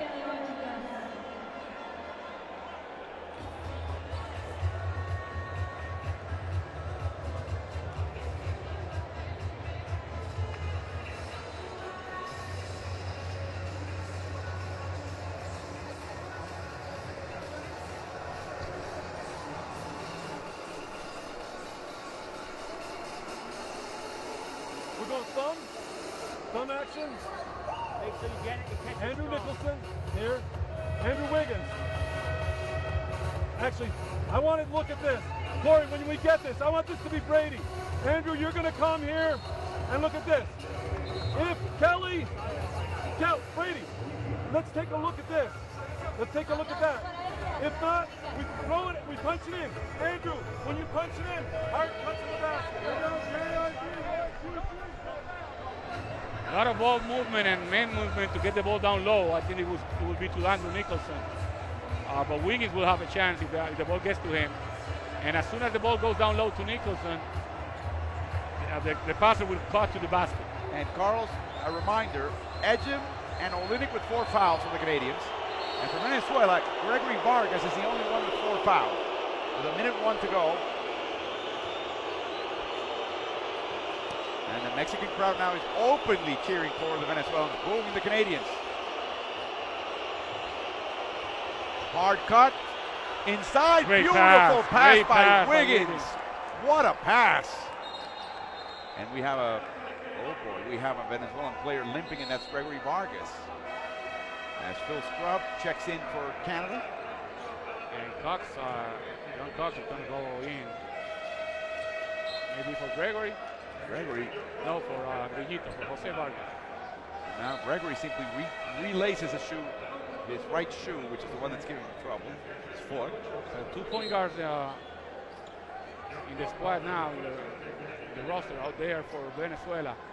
And 2 big guys and their main offensive weapon usually with his young cock. And Wiggins will take a seat for the moment. I think he's going to be subbed in and out, specifically for offense. It's a good matchup here. Cody Joseph forcing Guillen to go to his left. Almost loses the dribble. Drives right on the hesitation. Tough shot. It's in! Venezuela takes the lead with 36 seconds to go. Substitutions though, and I think Wiggins will be coming right back in. Yes, indeed. And Garcia is asking for a foul. He thought that Guillen was fouled when he drove to the basket there. Substitution, no timeout. I think the table was a little confused with Triano. And now the Venezuelans don't want a timeout. We have a substitution. They need to get the next break. So a little confusion on the part of everyone here. They just wanted to stop the clock for a substitution, which is legal in FIBA for the last 4 or 5 years. They instituted this rule. And everybody thought that it was the Triano was asking for a timeout. Caco Solórzano, the assistant coach, asking for the Mexico crowd to get into it against the Canadians. If Mexico wins and Venezuela wins, the Mexicans will be facing the Vinotintos. There's a foul, untimely foul from Nestor Colmenares. Venezuela, of course, both teams reached the limit, and Nicholson just took the worst of it. Nicholson was pushed to the floor there by Colmenares, no doubt about it. Venezuela's arguing with the call, but that was the right call. Let's just say that Nicholson didn't make an effort to keep upright. That was a smart move. Very smart move. That was a foul. And now the crowd trying to make Nicholson miss. And he misses the first. The Venezuelan players now openly lobbying for support. They need to worry about the Canadians. Right. But see, if Nicholson makes this one, Venezuela can play for the last shot of the game without much pressure because the game will be tight. They won't be down. Timeout. Nestor Garcia. FIBA basketball at its best. 24 seconds left in the game, 24-second shot clock. So they can essentially play for the last shot of the game. Yeah, there's 17/100ths of a second. That's not going to count. No, I'm not going to count those. Yes, that's just not going to make any difference. Timeout, Venezuela.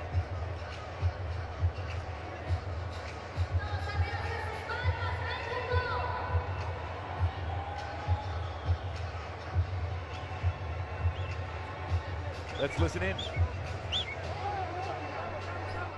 Bola.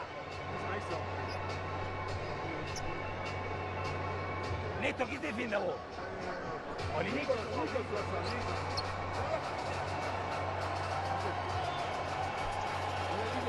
Acá. ¿Quién saca, Néstor? Sí. Yo. Gregory. O al revés. Bueno, no está bien. Keiler con la bola. Keiler con la bola. Néstor with the ball. Miren. Hey, John. Néstor. Windy pick and roll. Lo atacás a Olinic. ¿Qué va? ¿No crees?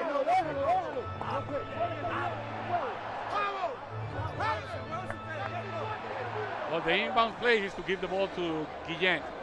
And once Guillen gets the ball, he's going to buy some time and then run a pick and roll with Colmenares because Colmenares is being guarded by Olinic. But Olinic is now out of the court. Yes, and Colmenares will be inbounding against Melvin Edgem, a very athletic player. Okay, so that's a big difference there. Yeah, because, nice move by Triano. Yeah. When he drives against the guy that is guarding Colmenares, which is Edgem, there won't be that big advantage that Nestor was thinking about.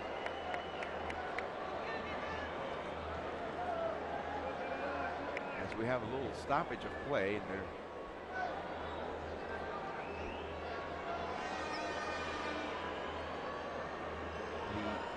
scorer's table, the game official is the one asking for apparently some kind of a review. Is it time left? That clock has been frozen where it was before, hasn't been changed. One bit, 24.17 seconds. They really don't know what they're looking at. They're not even looking at anything right now. They're just looking at live pictures of what's happening on the court.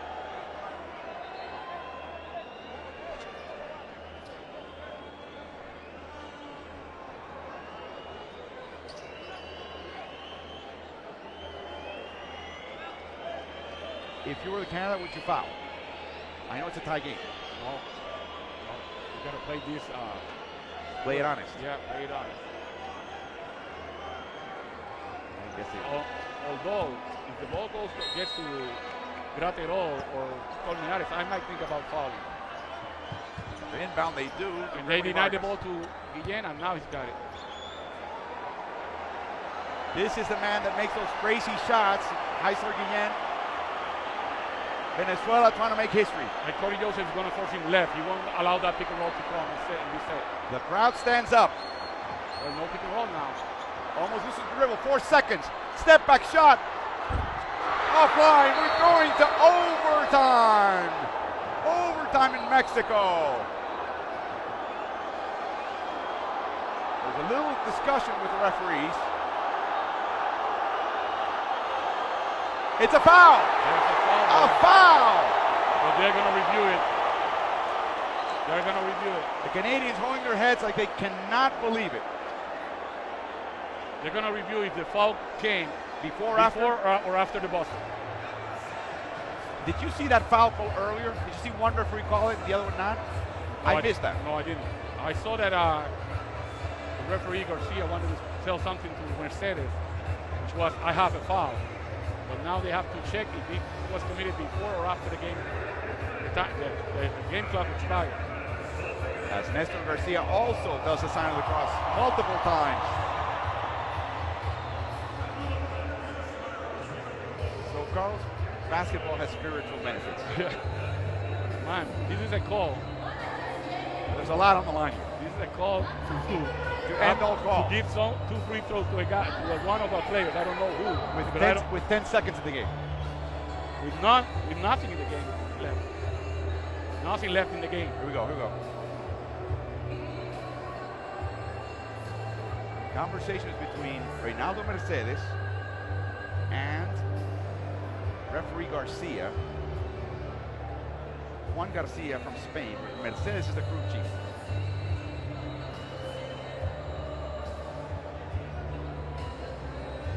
Here we go. Hold your breath. There's a foul. There's a Two foul. shots. 2 shots for Venezuela. So you make one, you're in the Olympics. Triano wants the timeout. Triano. They're going to put 3 seconds on the clock. 3 seconds. 3 seconds on the shot. Let's see. Do you see any referee calling a foul here? I can't tell at the moment. 3 seconds when the foul was committed. It's almost like they huddled after the end of the clock expired, and then they said, there was a foul there. But I didn't see Garcia call that foul. Carmelo Cortez, the Federation president for Venezuela. Gregory Vargas to the free throw line. And today, Gregory got that little hindrance in his ankle, has made both his free throws. Coming into this game, Gregory has made 87% of his free throws. 3/10 of a second, Alvaro. 3/10 of a second. Whoa! Venezuela breaks the tie. And they want everybody back. They want everybody back. And guard the Canadian long-range shooter with only 3 seconds to go. And I'm surprised. I see Scrub. Would you have any different personnel if you're in Canada at this point? Would you have Heslip? Would you have now Stauskas? it's 3 seconds. Now a miss on purpose. The game is over. Venezuela, for the first time in 16 years. Oh, more than that. 1992. 1992. 24 years will make the Olympics. My goodness gracious. A very controversial call to decide this game, to say the least. And nobody can believe it. I mean, this is... The Canadians have left. Venezuelans are too busy celebrating to shake hands.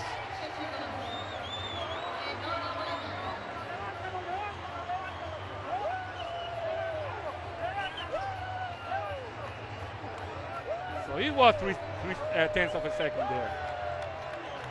And they missed on purpose. And Nestor Garcia he's a hero right now. He's a national hero. He's a national hero. I mean, if you will make elections right now and put him as a candidate for president, he would win. Don't get into Venezuela He politics. would win. Don't get into those politics. keep it in the sporting arena. And I have to say, Carlos, the heroes of Portland, the guys that made that last Olympics, they had some names on that team, maybe not known at the time they won. You can see the real emotion here amongst the coaching staff. These are the heroes of Mexico City, and they will be remembered as long as basketball is played in Venezuela. I can tell you that every Venezuelan in this arena is crying. Well, there's an Argentinian in this arena who's crying too. Nestor Garcia feeling more Venezuelan than ever. Let's look at it, though, from the point of view of the Canadians. What about that call at the end, Carlos? I really didn't see the call, the foul. But it tells you that it came out of nowhere. I mean, it came out of nowhere. But again, the referees did the right thing. They wanted to see if there was a foul. They wanted to see if it was committed between the 40-minute time frame, and they went back to the monitor and they decided that it was a foul and the time hadn't expired. So you have to give them a credit for, at least at the point of view, getting it right. Ecstasy. Rio de Janeiro now has another team from the Americas. The USA, Brazil, right up with red wine. La Vino Tinto is in the Olympics for the first time in 24 years. The Canadians will automatically qualify to the repechage. That's not what they want. Any consolation. That will be perhaps even harder to win than this one, potentially, depending on the draw. Highly controversial call, Carlos, I keep telling you, because head referee Mercedes, as far as he was concerned, the game was over, and we had a tie game going to the overtime. Well, there was somebody that is not the head referee who saw a foul underneath. That's what I just didn't see from my position. Well, that's a free throw that put Venezuela in the Olympics. When he missed on purpose. And it was 0.3 of a second.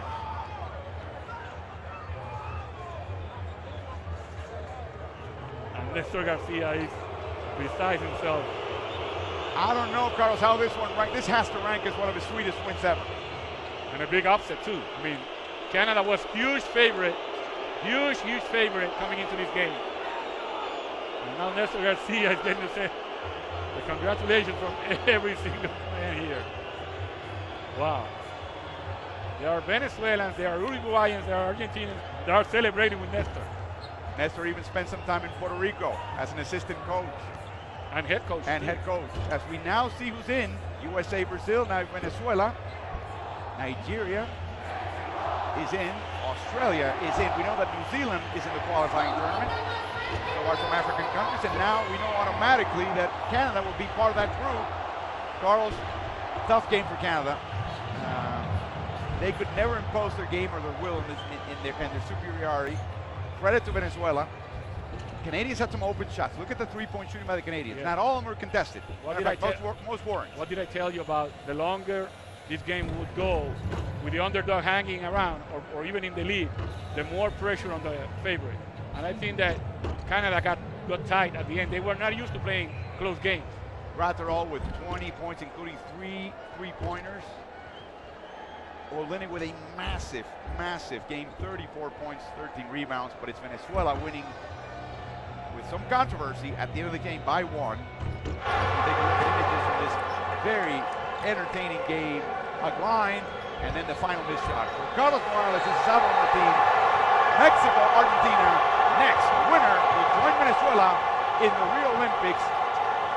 Please come back and join us. Now, it's congratulations to Venezuela for going to the Olympics, and so long. We'll catch you again with Mexico and Argentina.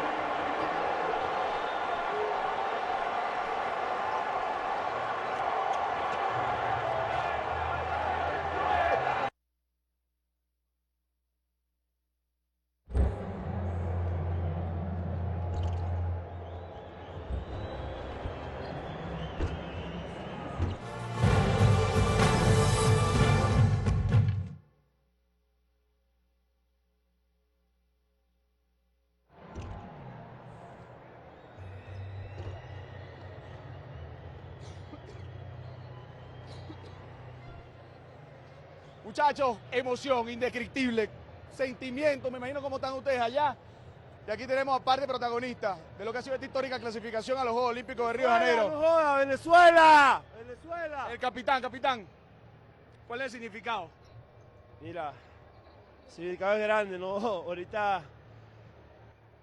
no sé si es una alegría por dentro, alegría, una emoción muy grande. Desde temprano de las 6 de la mañana he recibido mensajes de mi esposa, de mi familia, de todos los fanáticos en Venezuela que siempre nos han apoyado, vamos, si se puede, vamos. Y agradecido, mucha gente enviándonos videos, enviándonos cosas. Ese triunfo de ustedes, Venezuela, una alegría que necesitamos, mira, lo logramos, un equipo humilde, una familia, lo logramos, por ustedes, gracias por todo ese apoyo, los amamos mucho, Venezuela, los amamos, de verdad que sí. Gracias a ustedes por esta clasificación, por este sentimiento acá. El palacio completo estaba favorable a Venezuela, apoyando a los muchachos. Gregory, ese momento en el cual lanzas el tiro libre. Mira, yo le dije a Haile que consumiera el mayor de tiempo, que yo iba a entrar rebote ofensivo, porque yo sabía que a mí no me iban a bloquear. Y cuando yo vi que Wiggy me dio la espalda, que yo